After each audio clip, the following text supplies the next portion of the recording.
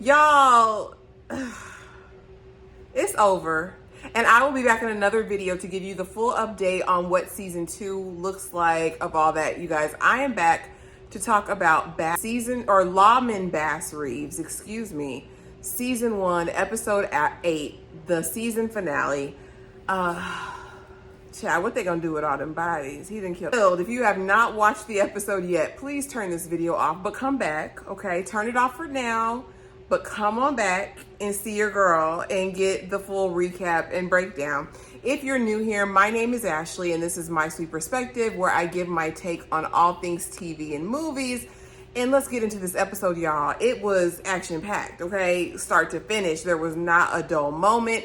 Definitely redeemed themselves off of the penultimate episode last week. And we got some questions answered. Did all of our questions get answered? No. But did a lot of them get answered? Yes. Was it a great finale? I would say so. Show overall, on a scale of 1 to 10, definitely I'm giving an 8.5. Okay, that's just how I feel about it. So let's get into it. I won't cover every single thing that happened on the episode, but I will cover the things that stood out to me. So we know that Bass absconded, left the babies in their predicament, and said, I'm going to get ESAU. He killed a little boy I looked at like a son, and I'm going to go get him. So he's riding off into the sunset with Billy Crow and SHERRIL, played by Dennis Quaid. And they're on a mission, honey. They got to find cinco peso. Okay, they got to get there and figure out what's going on. And so most of the episode is actually their journey there and then when they arrive, okay? Meanwhile, on the home front, honey, Esme's preaching. The preacher then apparently went back home to his family, because Esme was up there preaching. Sunday morning service, it was a good service. Jenny had the babies. They're on their way home. She notices a white man in a carriage near her land, and she looking like, what you doing here? What you doing? And I noticed Sally wasn't there, and I didn't know what was going on. They get home, and Sally's sitting on the porch with a white woman. Who's this woman? But you remember her. You remember her. That's Miss Rachel from the plantation, from the Reeves plantation, okay? In that moment, honey, Jenny is flashing back to all the things, honey. The way her water broke when she was serving dinner, and Miss Rachel was like, where you going?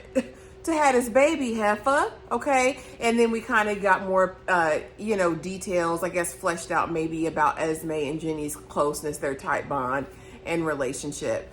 But yeah, she flashes back and basically says, my husband's working in town, they're lobbying, they're trying to get these new laws passed. So you and these babies might as well pack it up and come on back to the plantation. And Jenny's like, who you talking to? And she's like, yeah, you don't, wouldn't you love them to come take care of my beautiful property rather than being filled? And she with the hard R, she said it. And do you know Jenny pulled back everything she could and slapped the dog mess out of Miss Rachel? She did. She got that spirit from her husband. They all have it. Sally has it. Jenny has it. And we know Bass has it. It's that spirit of beat up white folks. They're going to do it. They're going to beat them up. They're going to blow them away. That's what's going to happen. Now, I will say the one thing about the episode that we really didn't get a full conclusion on was the situation with little Clementine and her raggedy brothers, burning the effigy and all that. There really was no more dealings with that topic at all. So, I mean, the whole episode closes out and we hear no more about it, which I think was a little irresponsible by the writers, directors to leave that on the cutting room floor. We could have gotten an hour, 20-minute finale rather than the 54-minute finale that we got, to tie up a couple of loose ends, because that did just leave us all like, what? You know what I'm saying? Like, what happened with that? It didn't just go away. We know those things didn't just go away, okay? So we've gotten to Cinco Peso, the ranch, Mr. Sundown, ESAU's house, okay? And so Bass rides up there. Well, first, as they're journeying, SHERRIL don't like the indigenous people. He don't, because he's been scalped, okay? He's missing part of his scalp to this day, okay? So he's got issues. He's racist. That is what it is. And so Billy Crow He hasn't ridden with Bass since Billy Crow has started riding with Bass and the posse. And so they're sitting there and he's saying everything he can offensive. He done talked about Billy Crow mama. He, you know, how much did she swallow? How much, I mean, just out of line, out of order. Okay. And so Billy Crow done pulled his gun. Now, why are you going to pull your gun on this man? Well, he even reached for it. Before he could reach for it, Sherrill had the gun out. Okay. It wasn't even a thing.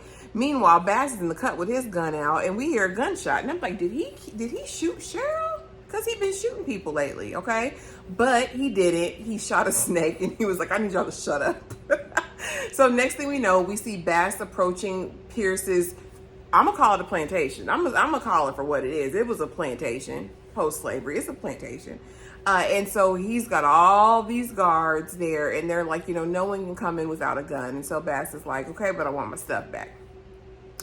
Well played, Bass, going in there alone. Well played, and having a ram in the bush, honey, because you needed it. So he gets in, the man feeds him some steak through this special process, you know, and they're talking. And so, you know, he's still trying to push the narrative that Bass is like him, okay? But as Bass is riding and he sees these men, baby, he sees them working the fields with a man and a horse that looks an awful lot like an overseer to me, okay?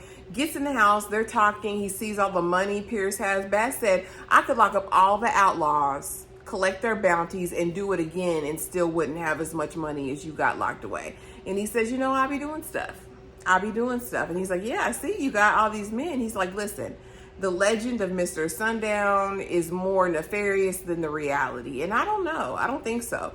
Basically, what Pierce has been doing is that every bounty, he's turning in the boots of these people, but he's keeping the men and he's letting them out to work. He figured, I guess in his little mind, that these men were worth more alive working for him on his little makeshift plantation than they would have been at the gallows. Okay, now while the men's, you know, are still living, it's just sick and twisted. And what I ultimately have kind of made up in my mind about Pierce is that it never really was so much about race with Pierce as it is about power. And I think a lot of times people get the twain mixed. I think some people that project racism or even prejudice, sometimes it's really not about the racism or the prejudice as much as it is the power and the superiority in their own minds, right? And so that was kind of telling. And so he and Bass are having this conversation. He sits Bass at the table. Bass looks out the window, and who is it other than the man that he had turned over to Pierce, the one who had, you know, killed the guy who was burned all his slaves alive. And so he serves Bass this piece of meat, and I'm thinking the whole time, Bass, that's probably a person. I didn't even think it was a real piece of steak. Pierce, slow down. I believe it was something more nefarious. And so, you know, they're talking, and so he takes him around. Pierce is now taking him out. He sees the wolf. He has Bass feed the wolf a rabbit. I don't know what the symbolism of the rabbit and the wolf and the whole thing was. You know, it's probably something deep. But then we get to the man that he has tied on the cross, the one that Bass delivered over to him. And Bass is looking like, oh my God. And he's like, all right, you know, Pierce has a conversation with him. Do you believe in my plan now? Yes. Yes, what? Yes, sir. Okay, so Bass, you know, unlock his chains. Okay, so he unlocks the chains.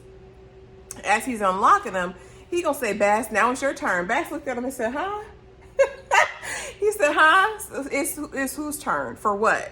Yeah, to put back on your chains again. He said, man, we're brothers. We're brothers. Next thing we know, honey, that's how you shoot Billy Crow, okay? Because Billy came through shooting. They got them boys. Between Sherrill and Billy, Bass got the gun. No fun when the rabbit got the gun, okay? And so now Bass is on full-on pursuit of Pierce, and Billy Crow and Sherrill are doing the things. Now, we are reminded in the beginning when they first got on this plantation, they warned Bass and said, you know, beware of traps. Sherrill and Billy didn't know that, okay? Just keep that in mind. So Bass is pursuing Esau. You know, Billy and Cheryl have to do what they got to do, okay? And they're shooting boys. It's action-packed. I'm not going to go through all that. But anyway, they're running. Cheryl gets caught in a bear trap. When I say caught in a bear trap, bone exposed, okay? And I'm thinking what you need to do is get a tourniquet. Billy, take off your thing. But, you know, he wasn't thinking like that. He didn't know. And, you know, as he's trying to help him, Cheryl shoots somebody and saves Billy Crow. The indigenous man he hated, right? It don't be that deep sometimes, y'all. Don't be that deep. Anyway, he's there. Cheryl says, Billy, go. I'm gone. I done lost too much blood. And I knew it was over, baby. Billy runs off to go help Bass, and Cheryl gets the gun, and it's over for him. It's over for him. Anyway, Bass in the field, we know one thing Bass gonna do. Like I said, he's gonna beat up a white man and he's gonna blow him away, okay? The two things Bass will do. He got Pierce, and why were they horseback riding? We know Bass is shot, okay? And next thing you know, pow pow. Pierce is on the ground. You know, Pierce starts talking. He said about the light or something, and Bass said, listen, ain't no light for you, brother. It's just death at this point. Boom, boom. And it was over. Pierce was gone, laid out. What I do hope ultimately that Bass found in this is that they were not the same. Where there's some similar characteristics, right? I think at our basis level, right, in terms of humanity, at our most basest level, there are major character flaws in each of us, right? And I think some people feed those negative things that are in them innately, and some people resist or rise above those things.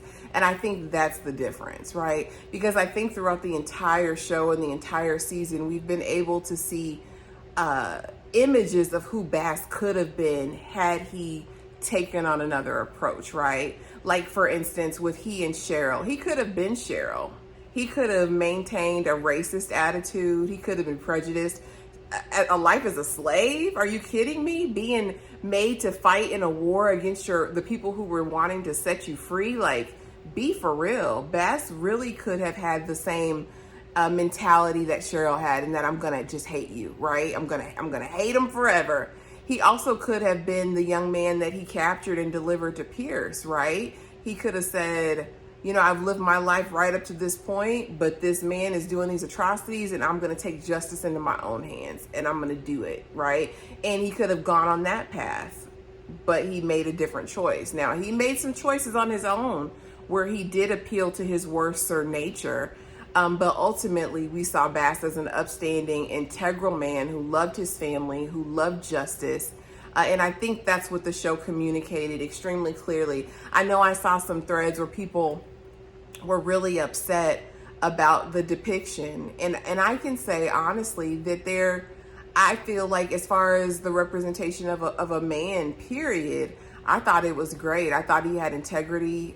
We didn't see him stepping out on his wife. We didn't see him as an abuser. We saw him as someone who really did want to do good. Did he have flaws? Absolutely, right? Did he make some choices that weren't perfect? Yes. But for the most part, I think it was a great depiction of a black man in history.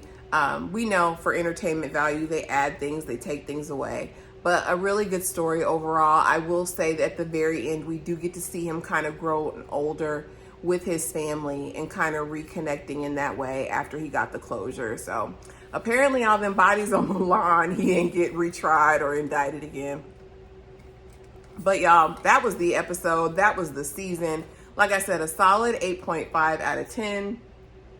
Let me know in the comments below what you thought. If you're still here, thank you so much for watching. Please be sure to like, comment, and subscribe. And I will see y'all in the next video. Bye.